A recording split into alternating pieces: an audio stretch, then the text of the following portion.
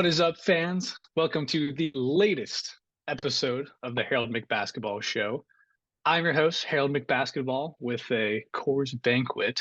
Alongside my co-host, as always, I know Ball Paul. Paul, what are you drinking? How are you, man? Ah, fuck. It's like a chateau something. They were just telling me. It looks red. Looks like wine. It's red I think I'm wine, looking up. yes. A Very nice. specific Very nice. from Costco, I don't know. From the south of France, apparently. It's very delicious. The reason we're drinking is because we finished doing our preseason episode. As you can tell, we're wearing the same stuff. And so it's a casual vibe, it's a laid back vibe. It's actually my Friday. I have the next 2 days off. Hell yeah.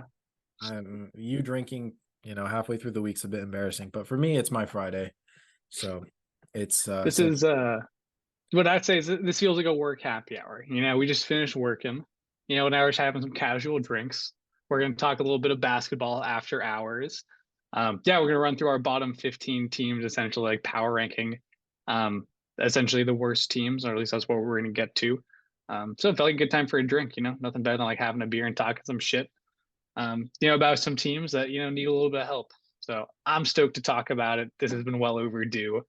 Yeah, should we get into it? these teams all need a drink. If you, Oh, this guy, big jokester over here. I was gonna say, Zach Lowe. Sometimes after he finishes an interview, he's like, "Hey, we got to grab a beer next time I'm in town." And I yearn for the day that Zach Lowe tell I can grab a beer with him and just fucking shoot the shit about basketball. Yeah, I mean, soon enough. Hey, I mean, clearly he listens to our content because he just wrote an article raving about Jalen Green. So, another stolen take. So someday we'll be brought on the show and we can actually um share them with him in person. I'm down to be your intern. I will make you coffee and I don't know what do interns. I'll do your grocery shopping, whatever, man. We'll not. We're on Zach's level.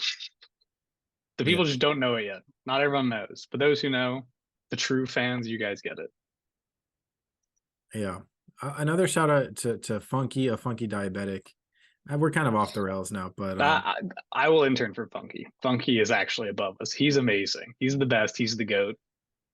been watching him for a long time since he was kind of role playing 2K My GM, getting very into it. But I love his style of videos, extremely casual. So that's kind of what we're. I don't know if he drinks through them, but maybe if he's really a diabetic, then it might be because he's an alcoholic. So let's pivot and talk our bottom 15 worst teams on a real casual vibe. Deal. Let's do it. For context, I might just quickly run through like my first 15.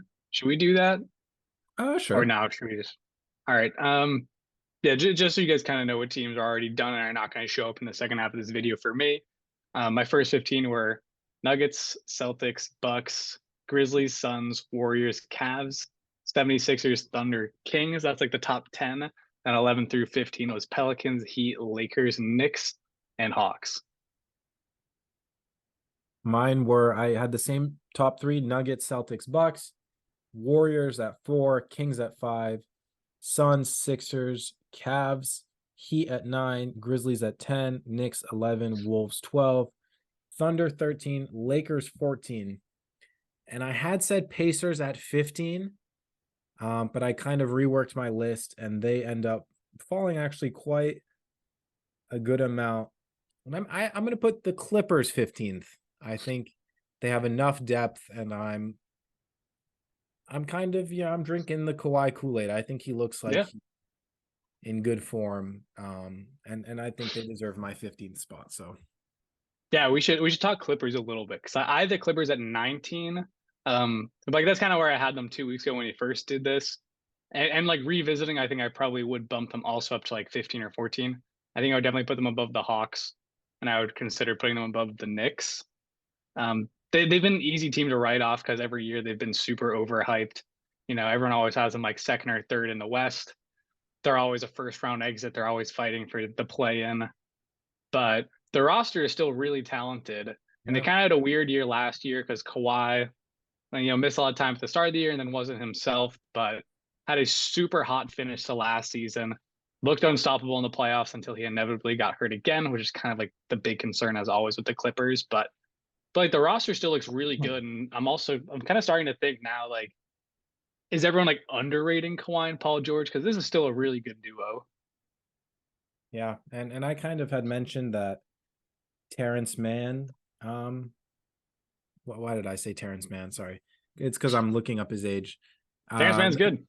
That Kawhi Leonard had kind of a better season than he got credit for, and it was kind of an unfortunate ending, not being able to play every game in the playoffs, and it kind of cost them. But Kawhi is Kawhi, and if he shows up semi healthy, which he looks very healthy and back in form, I don't know 100%, but him and Paul George are still an elite duo in this league, and they just have an amazing supporting cast. Like Totally. Norman Powell's awesome. Terrence Yep, Mann is love him. awesome. Phenomenal. I just looked up Terrence Mann's age. Coincidence? His birthday is tomorrow. Happy birthday, Terrence Mann. Happy birthday, Terrence Mann. Do you know how old he is or how old he's turning tomorrow? I'm gonna guess he's turning 23.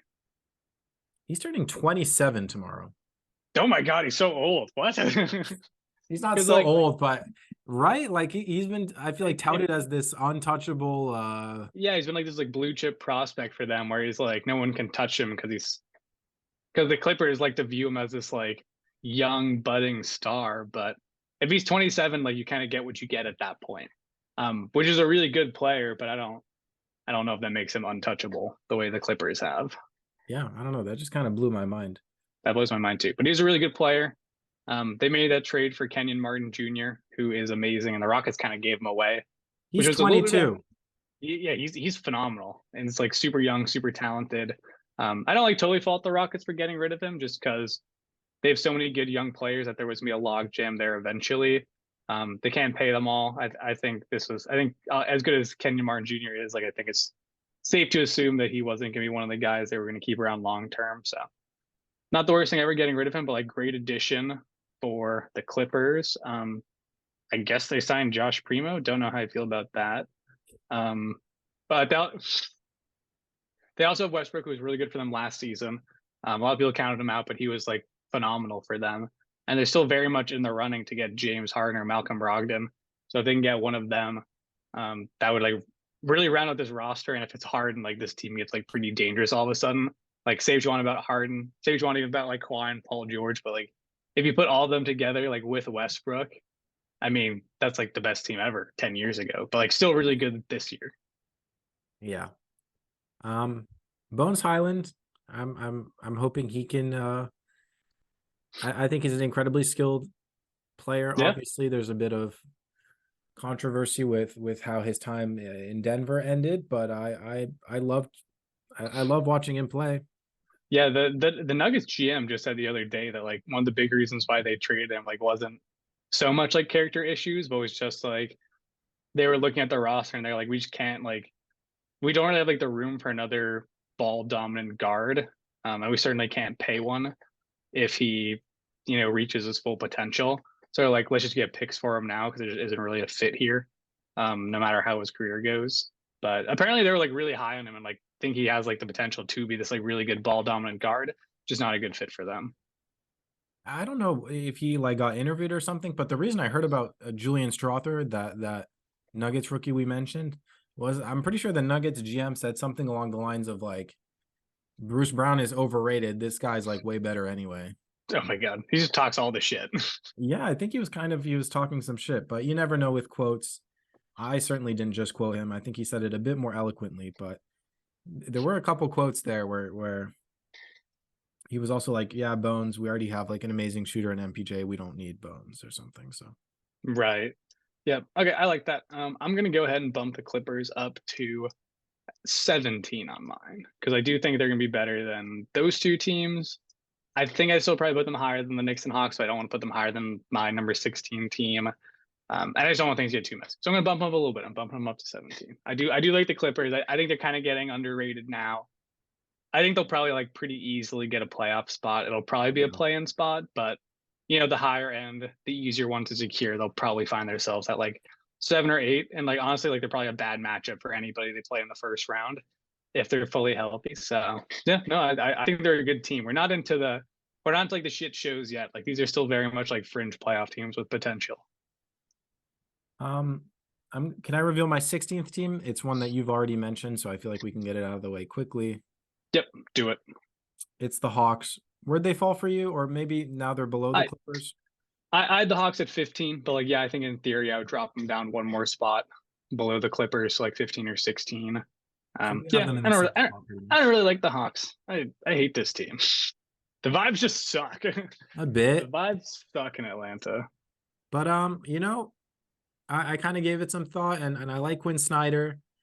And I think it was actually Funky, going back to a Funky Diabetic. He was talking about, I think it was him, that there's way more effort to stick Trey in the corner when he's not involved in a play, because he can tend to kind of drift off a bit. And I think that's a big point of emphasis in Quinn Snyder's offense. Sadiq Bey has looked really good. They have some young forwards in Johnson and in what's the other guy? They also have AJ Griffin, who looked really good last Yeah, I season. think that's why Johnson doesn't exist. I think it's AJ Griffin I'm thinking of. Who's the Yeah, other guy? they Hunter. maybe DeAndre Hunter. Yeah, they've got really good forward depth between like Bay, Griffin, Hunter. Hunter is someone who always feels like we're just waiting for him to take one more step because it feels like he has all the potential. Really good defender, pretty athletic. His shot looks really good. So like the team makes a lot of sense. It's like Trey is amazing and perpetually underrated. DeJounte Murray's really good, although like the fit doesn't feel great there. But they're still two amazing players. He's a great defender. And then yeah, they've got all the forwards we talked about, and then like Capello Kongwu is still like one of the best. Like I don't want to say like don't say best because I was like the ceilings are a little bit lower on those guys, but like it's really awesome to have like two centers of that caliber on your team because both are like definitely starting caliber centers. So like they've got a ton of depth there, which is huge. Yeah, agreed. I think I hate this team, but I also think it's a solid team and that they're Yeah, a yeah, lock in for playoffs, basically. I agree. I think they're a lock for the playoffs. I think this seems to be good. I think it makes a lot of sense. I just think there's a ceiling on a lot of these two guard teams. Like you kind of saw it in the playoffs. Like although they did put together like a mini comeback against the Celtics in the first round, but like it was pretty clear that the Celtics with Tatum and Jaylen Brown could kind of just do whatever they wanted against this Hawks defense because they could just put Trey Young in the pick and roll all day and take advantage, regardless of if they switched or not. Even Derek White was bullying him if they hedged. So I don't think the defense will be good enough for Trey Young for this team to be legit, but I still think they're pretty good. And I think if lightning strikes, they are capable of a mini playoff run if the 3-point shooting gets hot enough. So they're decent, but I don't love them. It's happened before. Eastern Yeah, but Conference I Finals. think it kind of happened the same way that like it happens with the Heat, where they kind of play like the numbers right and they just like really get like red hot from three. They can win a series. That's really what they're banking on. They're really banking on like the 3-point ball, getting them there because like the talent alone isn't. Who's next on your list? Rockets at 16. I love the Rockets. I feel like this is like my third or fourth podcast just like ranting about how much I love the Rockets. But I think this roster just makes so much sense. It's like I think with Ime as the coach, the addition of Fred VanVleet to be this amazing off-ball 3-point shooting point guard, great passer, great defender. Next to Jalen Green is perfect. I like the forward depth a lot. Dylan Brooks we kind of like now after how he went off with Team Canada and FIBA. Jabari Smith Jr. looks like he took a huge step this offseason. He looks absolutely phenomenal. We love Şengün. And it's also just like the bench depth. All of their young guys. Amen Thompson's amazing. We talked about Whitmore in the podcast earlier. He looks super talented. They still have Tari Eason, who feels like he's almost getting forgotten about now that they've added so many new players, new rookies, new forwards, but he's still super talented. This is a really deep team, and I just think it's going to really click this season. I hope that Tari's able to find some sort of role because I love his play style. He's such an elite rebounder and defender at his size. He's extremely versatile, and he kind of got snubbed a bit last year, I felt. So Totally. It felt like he, fell into like the I don't know. Steven Silas really just had no idea what he was doing at the roster all last season, and he was just one of those guys that, unfortunately didn't get the minutes that he clearly earned. But there was a lot of that last season on this Rockets team, so I think Ime will clean that up. I think he clearly deserves like 20 plus minutes a night. The team's pretty deep now, so it might be like a little bit difficult to make that happen. But I think he's so talented; it's gonna be hard not to give him those minutes. He was just giving him to like Eric Gordon and Deshaun Tate, and Deshaun Tate's like fine, but Insane. like Eric Gordon, that's on. Tate sucks. Tate sucks. Yeah, He's just like a defensive small forward that brings nothing on offense, which is like Tari also brings that, but he also brings really good rebounding, really good shooting, some pretty good athleticism. Yeah, I don't think anyone really knows what Silas was doing. He kind of got screwed with the job because obviously he took it assuming to be coaching Harden, and then they traded Harden, so he was kind of put in a bad spot. But you can't really justify the moves he made with the roster. So I don't know. Good to see him gone. Excited to see this team with Ime.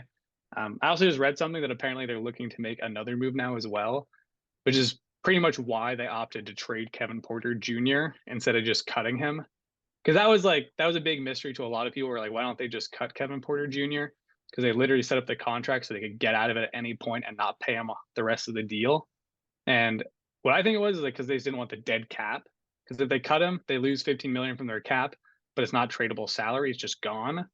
mm. Whereas if they trade Kevin Porter Jr., get back some guys, they got back Oladipo, who's hurt for this entire season, and one other player. That's like tradable cap space, and now they can trade those guys to get back cap.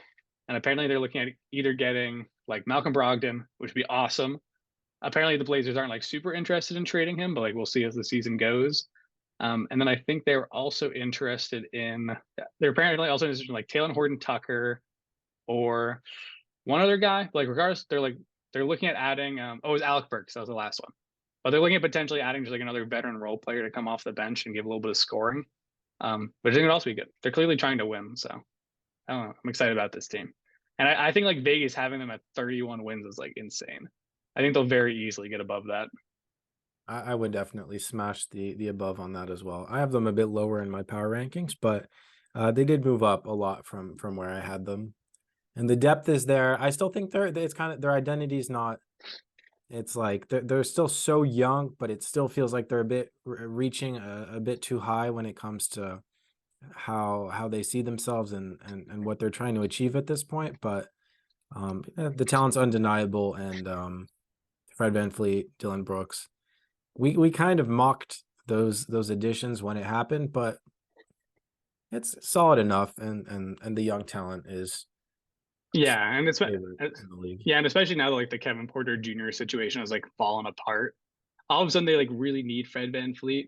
At first it felt like he might be Yeah. taking minutes away from some of their young talent, but all of a sudden like 35 minutes per game just opened up on this team. So to be able to like put Fred VanVleet in there, that's absolutely perfect for them. So I think they're exciting. I think it's really gonna come down to like Şengün and if he can be like good enough on the defensive end to keep them afloat, because we know his offense is going to be good. I think the team around him is like more than competent enough on offense. So it's gonna be whether or not they can hang on the defensive end. We know VanVleet can defend. We know Dylan Brooks can defend. We know Jabari is gonna be excellent on that end. Jalen will probably always be a hole there. So they really need like Şengün to be able to hold it down well enough to keep him above water. Then they just like ball out on offense. He gets blocks. He does. He does get blocks. He gets rebounds. He's big enough down there, and I think Jabari Smith complements him really well, and I think they can play those matchups. So it's like you're not always gonna have to put Şengün on Embiid. I think you'd put Jabari Smith on Embiid, and then hide Şengün in the corner somewhere. But yeah, you got to play those matchups because the big problem with Şengün is like probably not so much his interior defense, but it's more so like you switch him on the outside, he's gonna get absolutely cooked by a guard. So that's kind Yeah, of like the big concern with him. But if he can be good enough on that end, this team's gonna be really good. and And at I least like better than expectation. I think undoubtedly, yeah. And I think, yeah, I think you can attack him in the pick and roll, the pick and pop fairly easy. I think he's a bit of an underrated defender, but I can't even picture him getting like a chase down block. Yeah, exactly. But he's a little bit more athletic than he leads on. Like sometimes I see him jump pretty well for some dunks.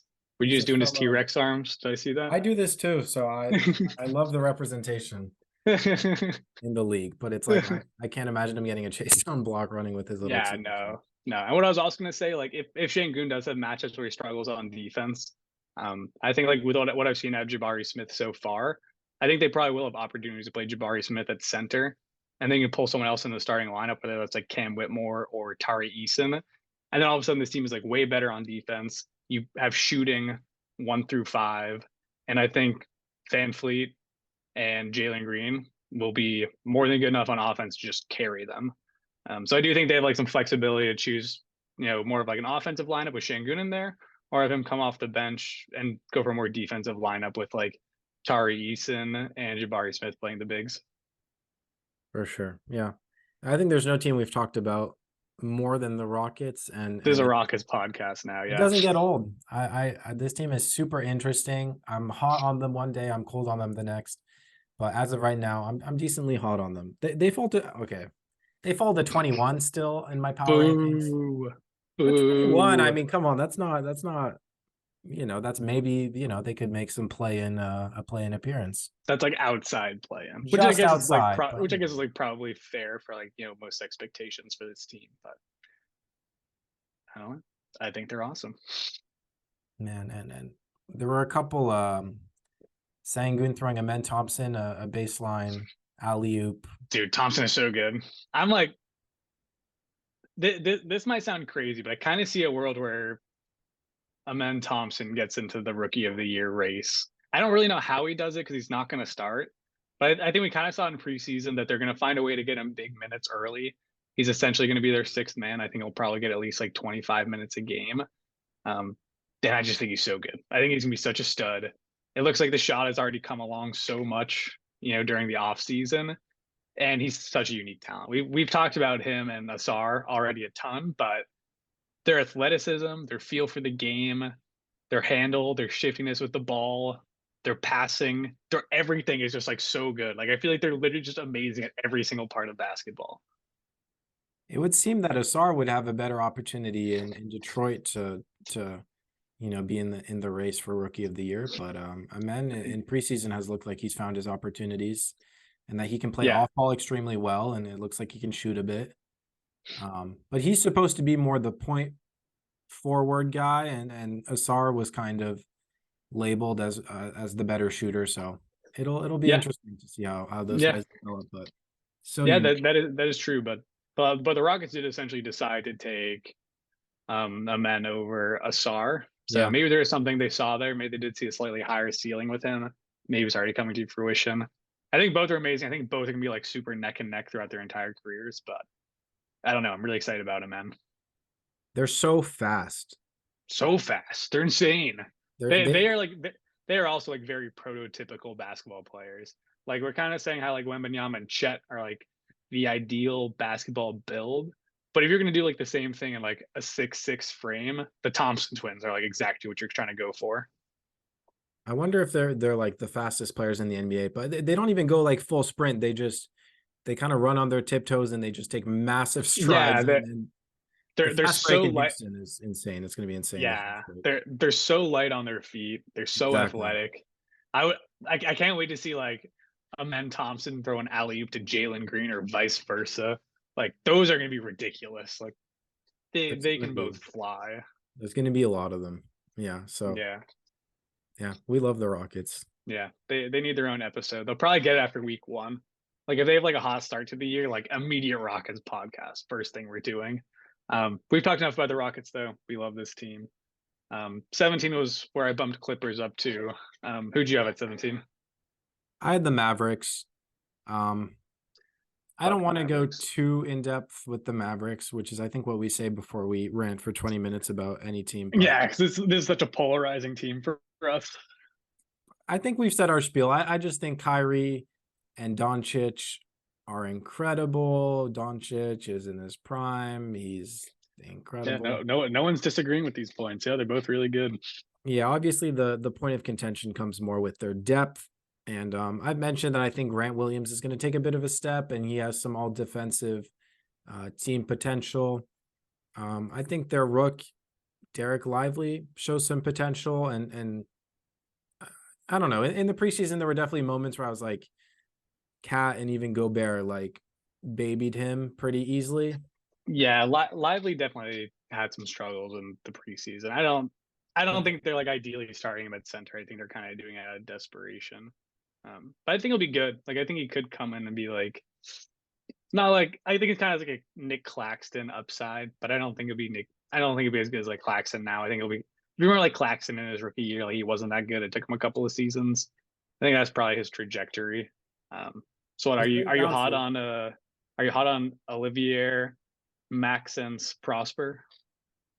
You know, I kind of am. He's an excellent shooter. Okay. Um, in 2K24, I'm on the Mavericks. And let me tell you, I'm in year 3 or 4 of my career. And it's because the setup's a bit differently.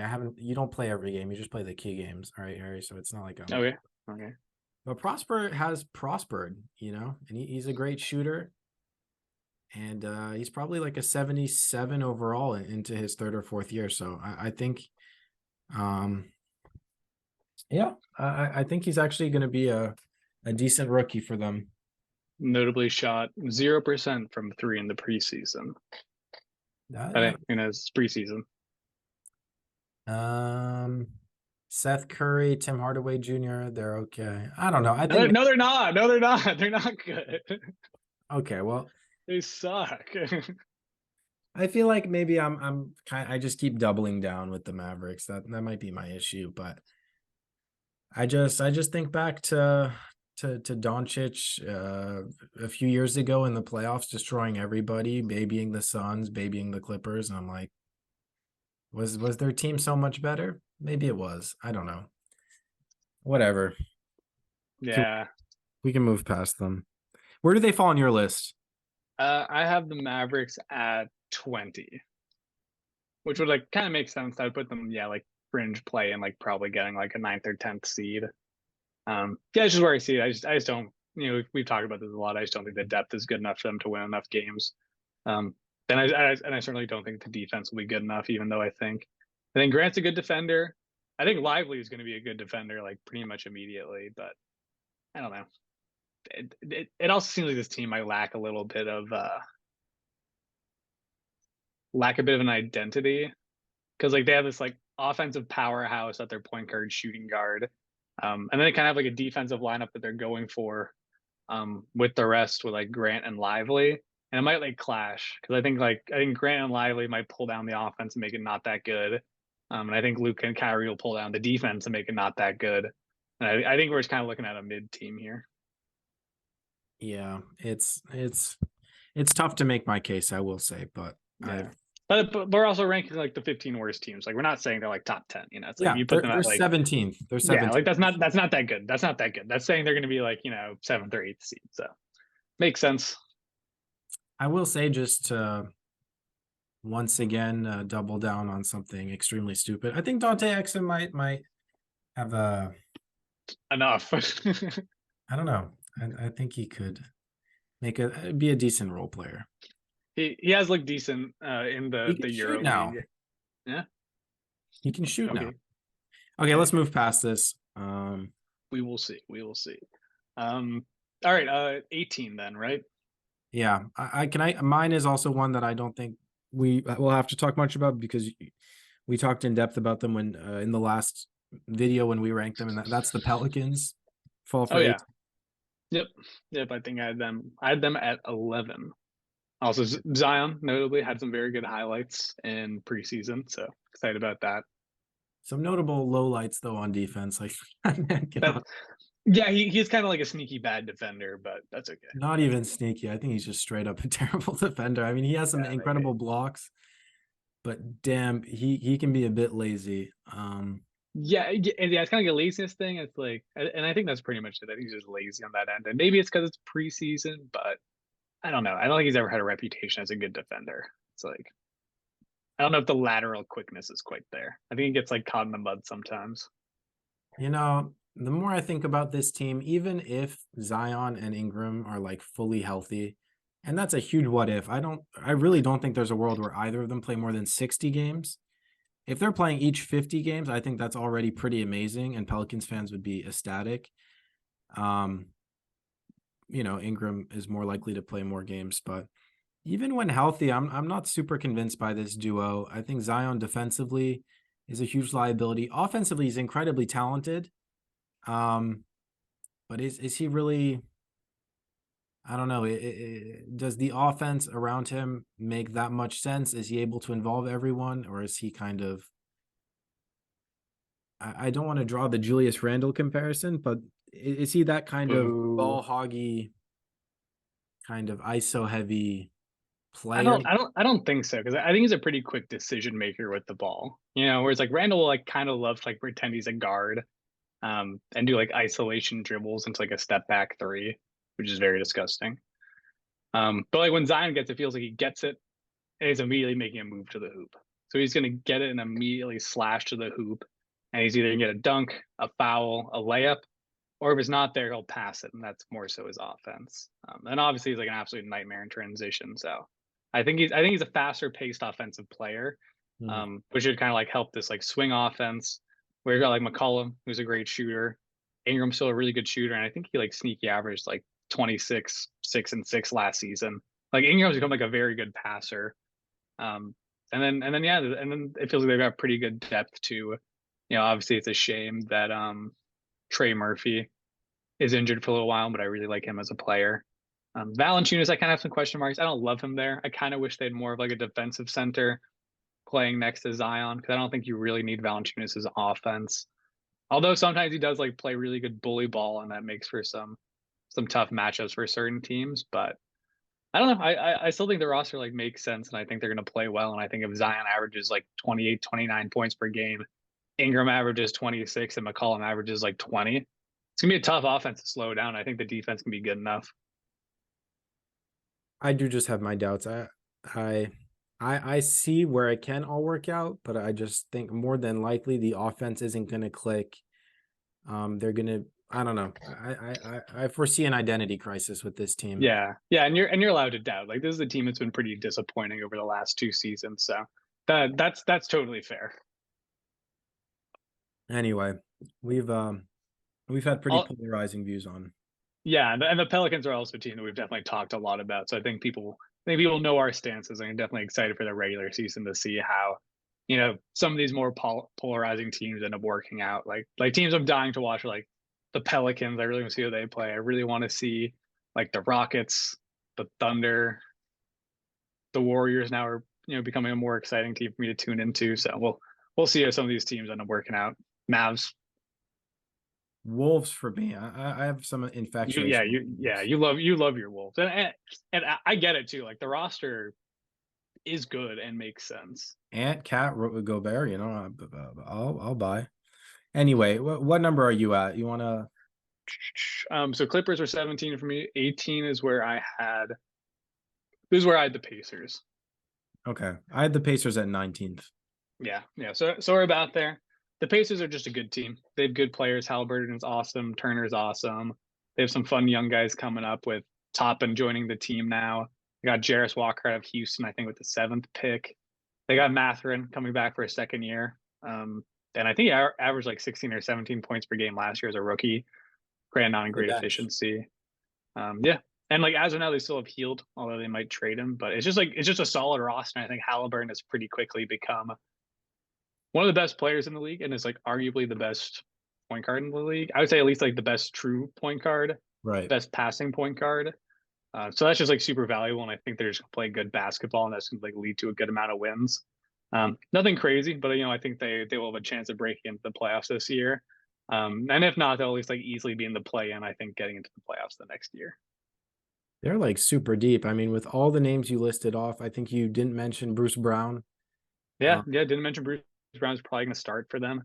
they're deep, man. Loki Aaron Neesmith played a lot of minutes for them in the preseason and was actually really good. He's looked Uh, really, really so good. they'll probably find more minutes for him. Like he's just a good shooter. I always really liked him on the Celtics. He just didn't quite fit the timeline. Yeah, I had a little note to talk about Aaron Neesmith because he's an excellent oddball defender, very athletic and a great shooter, and he was Yeah, advertised as such coming out of college. great size too. He's like 6'7". Yeah, he's like a pretty prototypical two, modern two, very athletic, and again, an incredible defender. For me, there were always questions of like, I don't know, he seemed to have kind of a strange attitude. Like, I don't know, just like complained a lot and like things.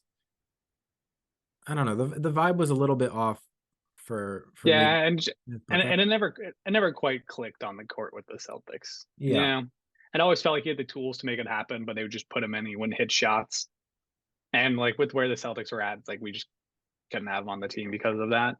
But yeah. the Pacers are a better situation. You know, he's got a year under his belt now with that organization. Seems like they like him. They like his potential. So I think he's in for more minutes this season. Dan, he's probably skipped over a couple of people in the rotation. So I expect some minutes and then even more if they trade Healed. Yeah, he had just turned 24. And in his defense with what I just said, like, you know, the Celtics were a very stacked team. He was asked to come in garbage time or sometimes when he came in earlier in the game, but he's just asked to like hit the shots he's given, and he doesn't have much room to play his game. And so he still had he's gonna have more time to develop. He's had more time to develop, and now on the Pacers, you know, I think he has a good opportunity to really blossom as a basketball player. So Yeah, yeah, totally. yeah, that's I think that's it for Pacers as far as I am pretty excited. I think we're both looking forward to see Obi blossom. I will say one thing with Obi is he leaks he leaks out so hard, like Yeah, because he loves just running in transition and dunking. It's his favorite thing. He and knows it's he gets great highlights when he does it. Um, I wonder if it's detrimental, and I wonder if it's I think it probably is. a reason Tibbs like hated him, because I swear as soon as the other team the ball is released out of the shooter's hand, that guy is under the basket on the other end just waiting for his transition dunk. Like, he does not rebound whatsoever. And we've talked about Nope. how Miles Turner is not a good rebounder for his size. So that's kind of like a little thing I'm like, hey, are the Pacers going to be a very bad rebounding team? And is OB and Miles Turner going to low key not make as much sense as a duo as maybe we hope? I still think Obi's gonna have much more Yeah. opportunity, and it's gonna look all right for him. But Yeah, I think that's actually an awesome take because yeah, this team could actually end up being just an absolutely atrocious rebounding team. It's going to be interesting to see if like Jarris Walker is like immediately ready. Because he's like a very physical down low player. He's definitely like a true power forward. I think he's probably only like 6'8". But he's a really good rebounder, really good shot blocker, really good defender. So like maybe if Obi does have those struggles, like maybe they do make a move at some point to get Jarris Walker into the starting lineup. Um, I don't know. I'm kind of just hoping that Miles Turner will just get more rebounds. Like you're 7'1" with probably like a 7'4" wingspan. Just figure it out. Just get more rebounds. Problem solved. problem solved. Yeah. They're gonna be fun though. They're a great transition offense, and I think they might have been the best transition offense last year, and they'll probably improve with Obi leaking out constantly. So Yeah, exactly. He'll always be there for the cherry pick. And a big part of that is like Halliburton's like literally the best passer in the league. Like I remember there was a stretch last season where I think he had like 40 straight assists without a turnover, which is just like insane. Because like most players in the league will like essentially like average as many turnovers as passes. So that's just ridiculous. He's so good. But it does feel like this team needs one more piece. Halliburton's like a true superstar, but like Turner's kind of like a fringe star, probably not quite good enough to ever be an all-star.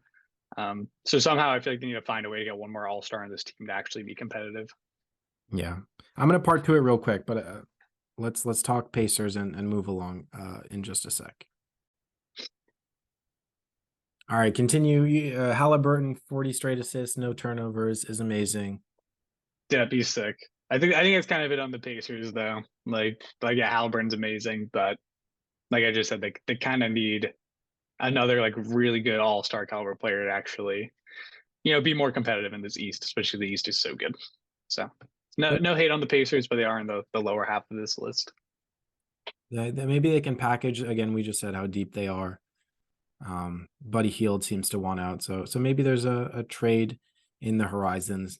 I love Benedict Mathurin, by the way. I really hope he Well, continues. that's kind of Yeah, that's kind of the thing with the Pacers is like best case scenario is one of their young guys like turns into that star. And ideally it's Matherin because Matherin fits the mold. Like they've got their star point guard, they've got the center of their future. They need someone at the forward position to step up big time Yeah, and be a high quality starter. And like Matherin's like the most obvious, just between like his athleticism, his handle, his scoring ability. he's not talked about enough, I think. He's one of the more He, dynamic. he's very under the radar. His rookie season got very little hype for how impressive he looked. Yeah, It might just be a small market thing. probably. And he didn't get he was coming off the bench the entire year basically. Yeah, because I think if he was playing for the Lakers, like he'd have the same hype as Austin Reeves. Like I think if you ask a lot of people, like they would take Austin Reeves over Benedict Mathurin, and they would be absolute fools to do that. Yeah, Matherin must be like 21. Yeah, he's 21 years old. So, anywho, um, Yeah, you we had talked a them. lot about the Pacers. You had them 18th. I had the Pacers 18. Yeah, who'd you have there? I had the Pelicans 18th, and then Right. Okay. So then you had Pacers 19. I'm gonna throw out my 19 then. These are two teams I kind of flip flopped on. This is where I had the Magic. I had a feeling. Um, I like the Magic a lot this year. I know you do too. We've talked a ton about the Magic, but I think Banchero is good, due for a big season. I think he's probably going to be an all-star this year. Average 20 points per game as a rookie. I think that'll probably go up to like 23, 24 points per game. Obviously, we love Franz. Franz is amazing. You might love Franz a little bit more. Big Franz guy over here. Um, but and then I like the rest of their young players too. It's like I think they're building something. I don't think they're there yet. I think they probably need another season or two to kind of figure out which of their young guards is actually going to be like the starting point guard of their future. Um, but Anthony Black is pretty interesting. Fultz is starting to show promise again, which is really nice. I don't expect much of Suggs, but I think it could be like a decent defender, guy coming off the bench, and they also still have Cole Anthony, who's like a really good scorer as well. So they've got options there. They need to figure out who their best ones are. Maybe they have room to package some of them to get another good player. Not really sure, but I like their roster. And I like Banchero a lot. Jonathan Isaac has also not looked too bad this preseason. God, it's like it's too late now because like I agree. Like he's looked good, and he still is this like freakish like 6'10" guy with probably like a 7'5" wingspan. Um, but this is Banchero's team now. Like get out of here, man. Yeah, go.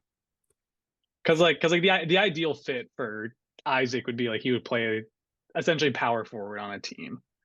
Um, so I don't think there will ever be room in the starting lineup for him. Considering the team is like Franz, Banchero, um, Wendell Carter Jr. So I don't know. Whatever contract he's on, I think it just runs up and they get him out. But I I think he's decent still and it's like a good prospect. Yeah, he shows flashes um and yeah, if he's healthy, I mean, why not? I remember he was he was getting like 3 steals and 3 blocks for a nice stretch of games a few years ago. Yeah, he's definitely like his defensive potential is like absolutely through the roof. Yeah, he's pretty good for a Republican, I will say so. For sure, for sure. But yeah, obviously this team is still extremely young at its core, lacks a bit of I don't know, like a really solid. I mean, they have a good foundation now in Franz and Banchero, but they're obviously so young and not, they don't have like the veterans to really balance it out. Like I think, Right, kind of like what the Rockets did. even though I have Yeah, them ahead of the Rockets, so interesting. that is interesting. Maybe I would actually move the Rockets. I have the Rockets at 21, Magic at 20. I would maybe switch those. Yeah, that Switch it makes sense. live. Yeah, let's see. Looking at the roster, I see they also have Jet Howard. I forgot they drafted him. They drafted him in the lottery. Um, he seems pretty good. He seems like a great shooter. Pretty good size too. So the team makes sense. They just kind of have like so much young talent that they need to actually like figure out the pecking order, see how it fits together, see who's gonna get big minutes, who's gonna get their minutes cut essentially. Because the problem they kind of like had last year where they still had someone like Suggs probably getting like 25 or 30 minutes a game, where like ideally if they were trying to win, you'd have to get rid of his minutes because he just wasn't very good for the team. So they need to like figure that out early this season if they're going to be competitive for a playoff spot. Don't know if they're going to, but I think they're getting there. They're definitely building towards that. Agreed. Yeah. So I officially will put Rockets at 20, Magic at 21. Yeah. You're All at right. So number. is that all of yours then? Do we hear your 19? Yep. Yeah. I had Okay, yeah. Pacers 19, Rockets 20, Magic 21. Got you. All right, so we're all the way through 21 for you right now. Okay, that Yeah. means I'm just gonna keep. I'm gonna Yeah. keep banging out mine then, because I still need to do mine 20 and 21. Yeah. We've already talked about. We've already talked about 20. That's where I had the Mavericks. Looking at it, like maybe I'd put them above the Magic. Just kind of like thinking about it, the Magic do have that lack of veteran presence. Like maybe that's kind of enough, but I don't know. I don't know. We've already talked about the Mavs. I think they're a little devoid of talent. And then 21 is right, the Wolves, who we've not talked about yet. The Wolves? Yeah. That's just where they are. I don't know. They're 21. I was kind of surprised too, and I was like, oh, this is where I have the Wolves. Just a reminder, they're at 12 for me. Oh yeah, they are high. I was like, have we not gotten them on your list yet? Yeah, I have the Wolves at 21. Look at this, like maybe I'd put them at like 19. Maybe I'd put them above the Magic. I think I probably would. I'll do it live. Fuck it, I'll do it live. I'm gonna put the Wolves at. I'm big on the Wolves, man. I'm putting the Wolves at 19. I'm putting the Wolves at 19. This is for you, Paul. Wow. Yeah, I'm gonna put them above the Mavs and the Magic. They do have like the veteran presence that I think the Magic don't have, and they have the depth that I don't think the Mavericks have. So I'm gonna give them that bump up. This is a cool team. We already talked about them on the last podcast, but we expect a big jump from Anthony Edwards. Karl-Anthony Towns is still really good. Gobert is a great defender. It's probably gotten a little bit underrated. After last season, I still think I would rather straight up have Walker Kessler. So like the trade's still not looking great. But it doesn't mean like the franchise is totally sunk. And then they got good role players, because they still have they have Slow Mo on the team. They have who's that small forward who's like a really good defender? Yeah, who is it? McDaniels, Jalen. Yeah, Jalen McDaniels. He's really good. So yeah, no, like the starting lineup makes sense. Like this team is pretty good. Naz Reid. Well, let me keep going. Yeah, Naz Reid was a good signing. Do they still have Mike Conley? I think they do. Yeah. Yep, so he's really good. It's like the team is deep, the team makes sense. It feels like Anthony Edwards is about to make a superstar leap. I think just like my biggest question mark is like, will the offense be efficient enough with Gobert in the paint? I'm not totally sure, but I don't know. The roster like makes sense. Like it feels like this team could be pretty good. I think it's definitely going to be in like the same mess that we saw last year with the West, where we're gonna have like a bunch of teams around 42 or 44 wins. So we'll kind of just like see where they fall. I think they'll probably fall on the lower end, but be like pretty close, probably even to like the 6th and 5th seeds in the West. Yeah, Cat's going to be the big difference from last year. Yeah, So yeah, it'll be interesting to see how he truly fits. And then yeah, they definitely need more out of Cat. His scoring has been like kind of down the last few seasons. I think he only averaged 21 points per game last year, and for like as good of a scorer as he is, like I think this guy should average like 26 or 27 a game. And, he like, hardly he played. just hasn't done it for a while, but he did. That is true. He probably only played like what, maybe like 20 games last season. If that, yeah. And I get that he's essentially taking a back seat to Anthony Edwards, who's like clearly the future. But Karl-Anthony Towns is such a talent on offense. It's like just expect more out of him. Let's see. Yeah, so he averaged 20.8 last season, but season before were like 25, 25, 26. So I'd like to see him get back into that range. And he's only 27, so he totally can. Like his best years could totally still be ahead of him. Insane that he's 27. I'm just charging my computer. Apologies, folks. Yeah, no worries. Yeah, I thought I was gonna check this. I thought it was gonna be like 30 or 31. He looked great in preseason, I'll tell you that. Yeah. Absolutely stroking it. And he looked great in FIBA. Looked great in FIBA. Come on. All right. We're good. All right, well. I'm We gonna reboot, so yeah, you keep talking and telling me your list. All right, so on to 22. So we're finally getting to some new waters for you. This is where I have the Hornets. You do not have the Hornets. Where do you have the Hornets? My computer is still rebooting, but I'm pretty low. I'm like, this franchise seems like it's in shambles, in my opinion. I thought we were just hot on the Hornets like a week ago. What happened?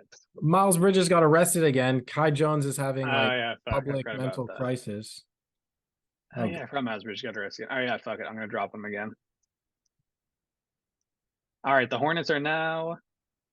Uh, the Hornets are now 25. Okay, fuck it. Yeah, no, they're getting dropped. they're 27th. All right, that's probably fair. Yeah, because we were saying probably like a month ago that like this team's like sneaky going to be a playoff team. But yeah, no. As I'm kind of like reevaluating the East, I think the East has kind of just gotten better to where they're not gonna be able to sneak in like they did a couple of years ago. Okay, new 22. This is where I now have the Nets, who we already talked about kind of in our preseason pod, but I think the defense would be good. I think Mikhail's gonna be an all-star. I think this team would be like pretty good, but like we're talking the eighth worst team in the league at this point, so not that good. Yeah, they fall to 23 for me. Um, yeah, but they are what they are. I feel maybe they could surprise. I think there's a world where they could surprise. They have some experienced players on that team. I'm a big fan of Nick Claxton. I think, he was a most improved candidate last year. He showed that he was offensively viable after basically seeming like he had no offensive game. But I don't know. I again we said it on this podcast that we root for Ben Simmons, or I guess we said it on the preseason one that we recorded before this, but I think whether he's good or awful, it's still kind of, I don't know. I don't think his role will ever be defined enough as a superstar, and I think it kind of, I don't know. I'm not articulating it as well as I am thinking it, but it's like even if he's pretty good, in his mind, he wants to be a superstar, and I don't know if his team is going to be down with that. And if he's like not very good, then that also just completely screws the team. So he either has to be like amazing to justify him getting the touches he probably wants, or it's just not going to work out like that. And Dinwiddie will get annoyed and Yeah, other ball handlers on that team. So yeah, and I think almost like no matter how good Simmons is, like I kind of have them in this spot, like assuming Simmons is going to be good. Like if Simmons isn't that good this year, like I would probably have them lower actually. So this like kind of feels like a fair spot slash like closer to their ceiling. Because I think they'd have to have like a second All Star on this team to get any higher. So I would assume that like Ben Simmons would have like literally be an All Star this year. Probably not gonna happen. And if it's not him, like I don't really see anyone else doing it. So although I think the team's gonna be okay, they don't have a reason to tank because they don't have a lot of their picks from yeah, the Harden trade. So like they're not going to try to tank. So like I think that'll keep them above at least some of these other teams that are going to have to at least consider tanking. But I don't think they're really going to be able to scrap their way into like the playoff conversation. Maybe they'll finish like a couple games out of like the play in, but I think that's probably where they're at. agreed. But who knows? Maybe they'll rally behind Simmons. He'll be a lot better. Big Yeah. fan of those ex Suns players, as we mentioned. So Yeah. And the defense is going to be really good. And like I said, they're going to be trying to win, which matters in the NBA because there are always at least like 5 or 6 teams that are not trying to win. But yeah, that's Nets. We already talked to them a little bit earlier. Who do you have at 22? Because you said Nets are 23 for you. um Nets 23. I had the Raptors at 22. Ooh, intrigue. There's someone we didn't mention in our preseason talk, but they've actually looked pretty solid in the preseason. And I don't know. I know it's still pretty low 22, but between Siakam, OG for me, I'm always kind of iffy on him, but at the end of the day, he's a decent player. I love Gary Trent. I love Dennis Schroeder, even though I know Mm-hmm. Dennis Schroeder is not, that great of a player, but I like the edge he brings. And Scotty Barnes is also someone I'm not particularly hot on, but he's looked great in the preseason. And I forget who their coach is. It's a Serbian guy, I think, and I'm just like, I don't know, maybe new vibes. Yeah, Schroeder, I think, can galvanize this team, and I think they could be a bit better than expectations. I don't know. Yeah, with Van Fleet gone, Barnes is going to take on a much bigger role. So this could kind of be the breakout year for Barnes if it's going to happen. So we'll see. We'll see. It's gonna be bigger for the Raptors. I think the roster is still pretty good, actually. Yeah, I like their Pirtle young is. talent. I actually like Pirtle a lot. I think Pirtle is really underrated. Really good defensive center. Really good rebounder. Yeah. Um, my like gripe or like worry with the team is like maybe they would just trade Siakam at some point, depending on how the season is going. So that'd be my only concern is like, do they try to bottom out at some point? But on paper, like I think this team is good, and like I do think you could argue pretty easily that this team is more talented than the Nets. So I think it makes sense like putting them above the Nets, but they're just like they're a team I have circled as like a potential tanking team. Yeah. I think there's They do have there's their own pick, so they totally could. They could just trade Siakam, tank, try to get a top 5 pick. exactly. Yeah. That's a good point. And that's why I think it's justified that you have them a position lower than the Nets. And I just think right now they have more talent on paper and talent that makes a bit more sense, but they're I kind of agree. in the same boat, in the same tier. So Totally, totally. And we're definitely talking about teams at this point where it's like they're like pretty bad. Like maybe they've got like a glimmer of hope. They're kind of a cut above the teams that are essentially already tanking, like already like penciled in for like a top 5 pick. Yep, that makes sense. I'm gonna give you my 23rd team. I had the Raptors at 24, by the way. So I had okay. Nets 22, Raptors 24. Um, at 23, I have the Bulls. Although I don't think they're gonna be very good. They do have 3, pseudo stars between like DeRozan, Levine, and Mujovic, and like I think it's essentially too much to tank. So I think they're at least gonna be serviceable next year with those 3 guys to keep them afloat. And I think something like the surrounding cast is still like pretty good. Like they re-signed Kobe White, who I think is a good player. They still have Cruz, who's a good defender. Maybe this is Patrick Williams' year where he actually contributes to meaningful basketball. Um, Hey but I yo. don't know, and Ayo Dosunmu, and I think it's kind of slept on that. Like Zach Levine had like a really good season last year. Like I think Zach Levine only missed 5 games after being kind of labeled as someone who's like really injury prone, and can't really be on the floor enough to play meaningful basketball and help teams win. But he was really good. So if you can build off that year and the team can stay healthy, like I think they could creep kind of close to 40 wins. I don't think the defense will ever be good enough to get more than that, but I think they could be decent. I think they could be scrappy. Yeah, Levine averaged 25 points on 38% 3-point field goal percentage, 4 assists. He was really good last year. Yeah, especially latter half of the season, he was just putting up, I don't know, felt like Yeah, I insane I could numbers. kind of see a world where like Levine is like a borderline all star, and if maybe they make like a switch in the offense and play more through Levine instead of DeRozan, maybe that's kind of the switch that they need. So who knows? They could reshuffle things a little bit, and they have a better outcome than last year. But still not too hot on them. And I just think like the talent isn't like top tier enough to be making a difference for them. Yeah, all 3 guys like still played awesome individually. It's quite strange. Like even Vucevic had kind of a sneaky, really nice season, and DeMar, Yeah, they're all very good for fantasy basketball. but weirdly, there's just it doesn't fit at all. I don't, and Yeah, I think they were like I think together they were like a negative plus minus on the court. Like essentially like the team is better off like not playing all 3 superstars. yeah, none are particularly inclined defensively, let's say, but Yeah, no, they're all very bad defenders, and don't like trying on the side of the floor. And like neither between like although like DeRozan's like a pretty good passer, it's just like such a sticky offense. Like when DeRozan gets it, he wants to ISO. When Levine gets it, he wants to ISO. When Caruso gets it, like he can't do anything with it. Vooch is just gonna post up. So like the ball just doesn't move, and they've got like one of the most lethargic offenses in the league. damn, Caruso just caught a stray there. I don't know why you threw him in there, but Sorry, Caruso. um, yeah, Bulls fall to 25 for me. And I have the Jazz sandwiched in between the Nets and the Bulls. Yep.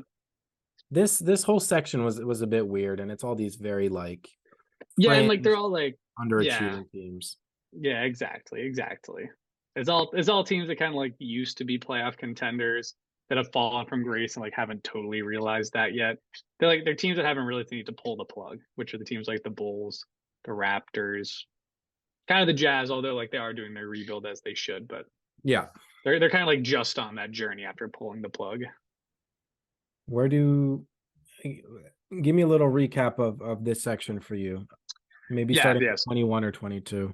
I'm gonna start at let's see. Well, 21 was the Mavs, and then where things got a little bit messier is I went Nets 22, Bulls 23, Raptors 24. You went Nets, Bulls, Raptors. And I went Raptors, Nets, Bulls. We kind of went reverse, but I have the Jazz sandwiched in there.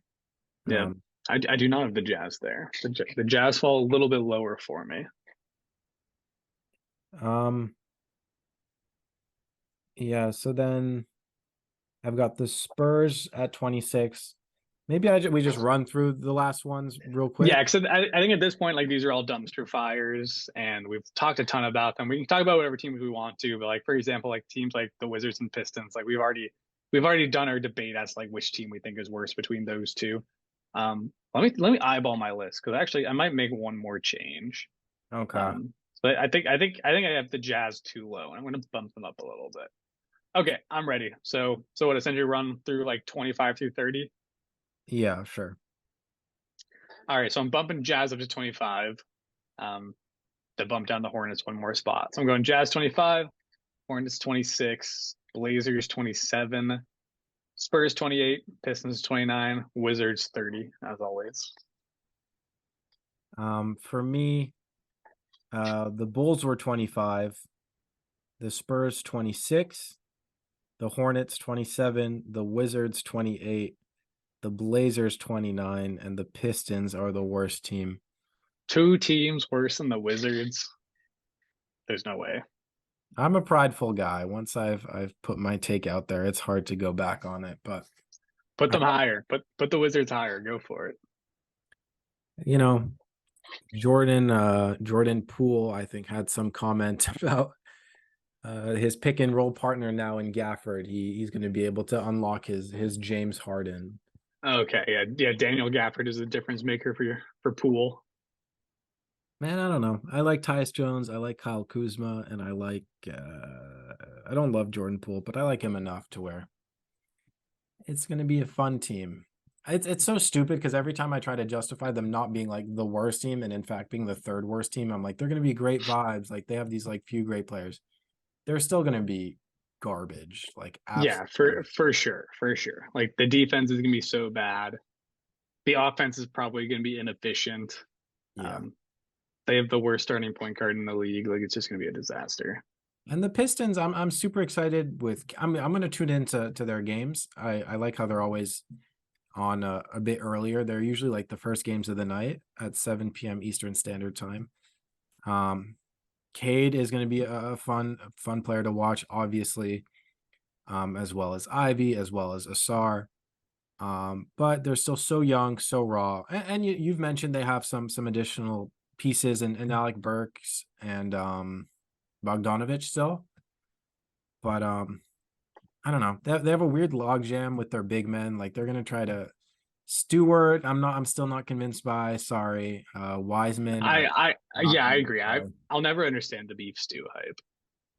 I was a bit in on it, but like they're convinced this guy is going to develop a 3-point stroke. I don't think it's humanly possible with how big his biceps are. I mean, I okay, don't really whatever, I don't really maybe legit, understand but like I don't understand like what they've seen that makes them think it's possible. I literally think they're just like hoping it's gonna happen for no reason. It's like because he's literally just like your prototypical like big like muscular center who can like get rebounds, play physical down low.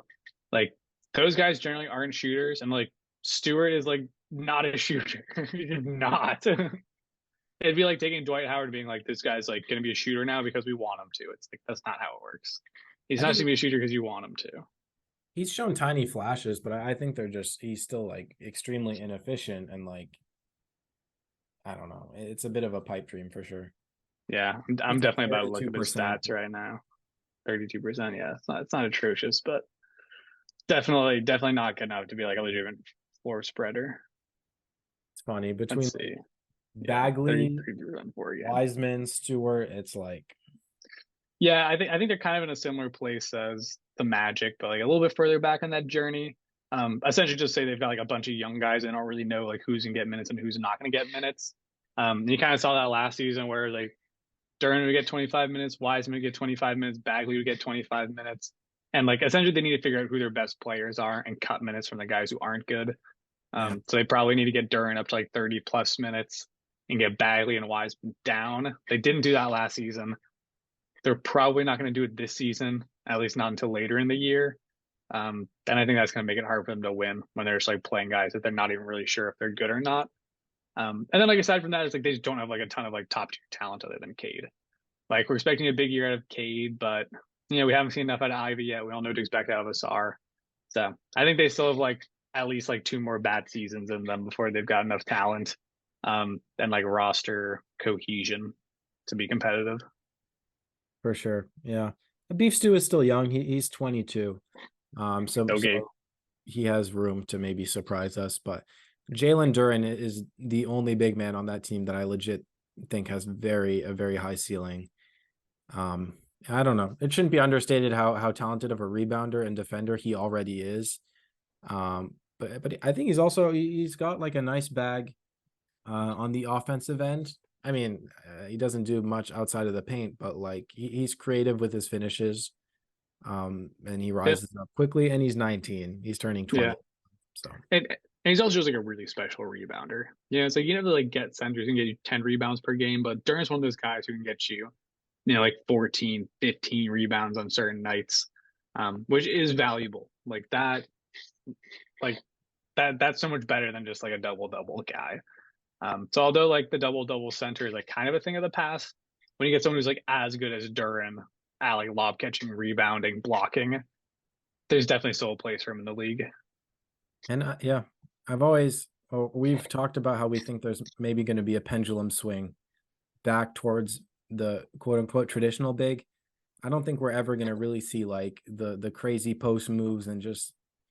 But in terms of kind of having a guy who's bigger and who can out rebound, it's gone to such a point with the stretch big men that someone that can get you offensive rebounds and just gain you like extra possessions like that.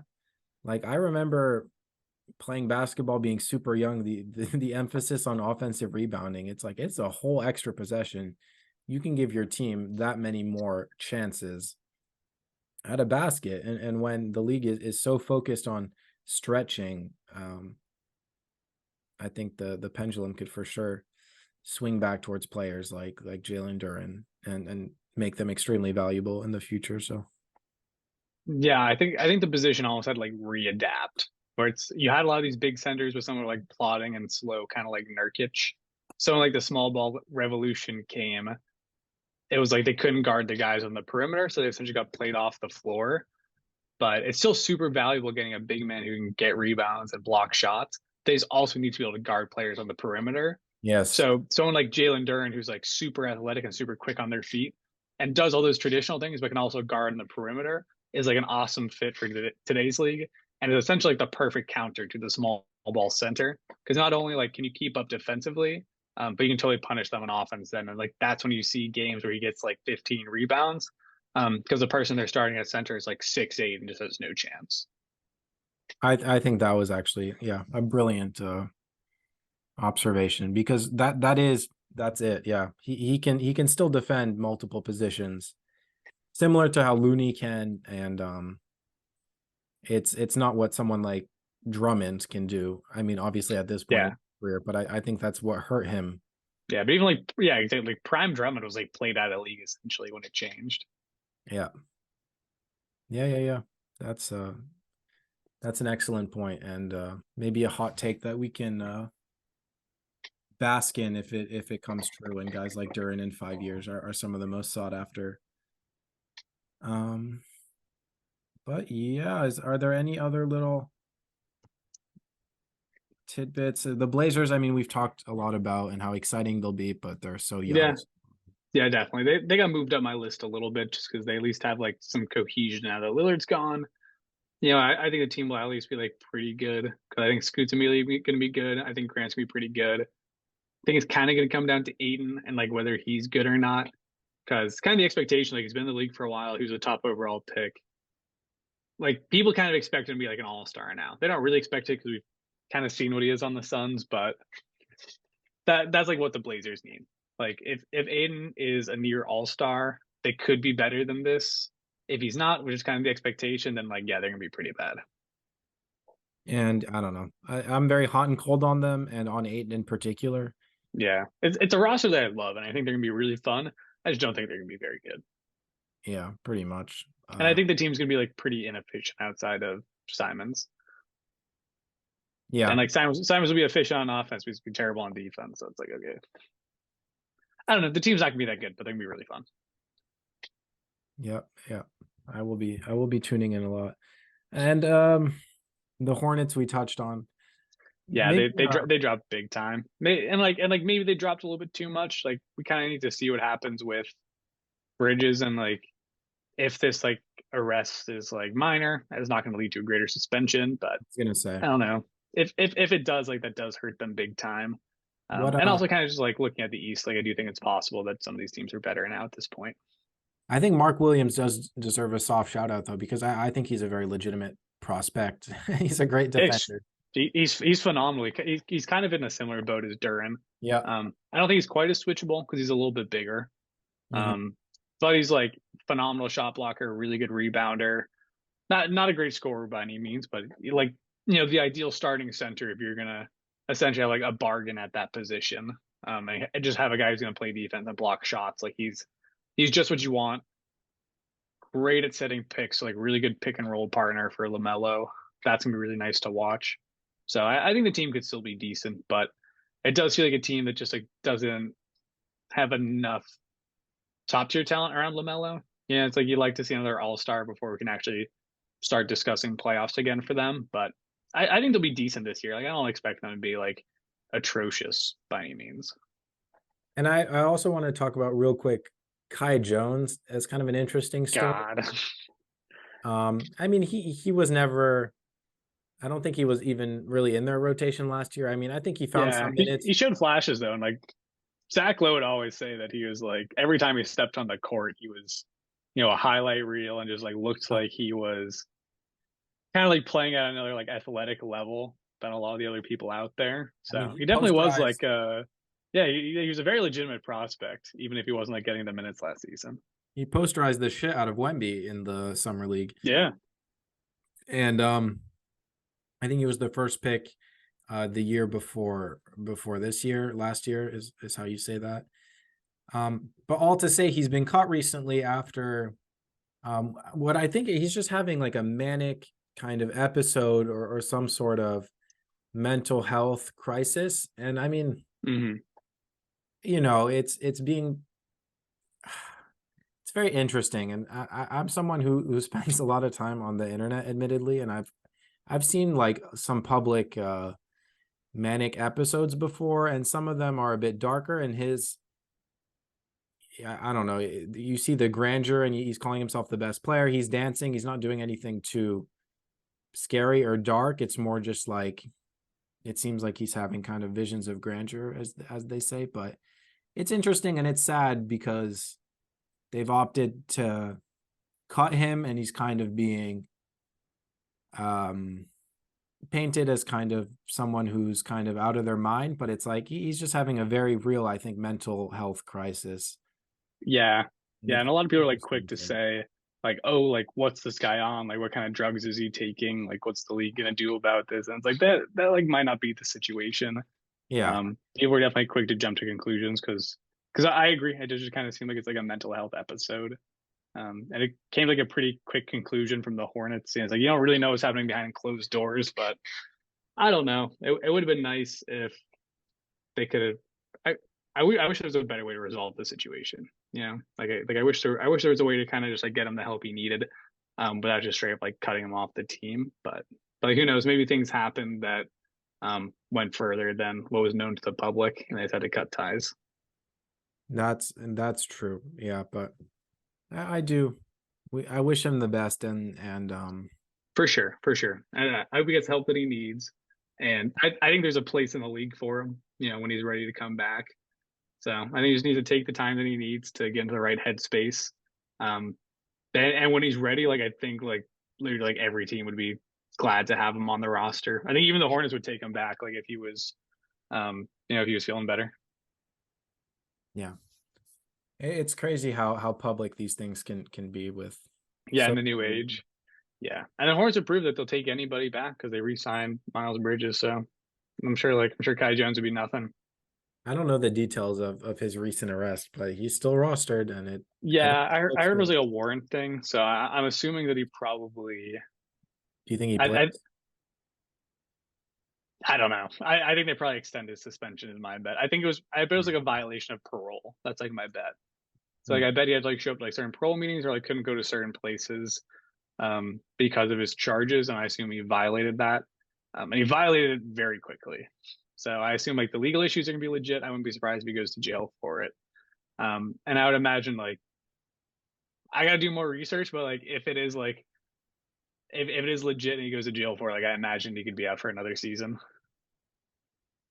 So yeah, all to say it's weird vibes in Charlotte, but we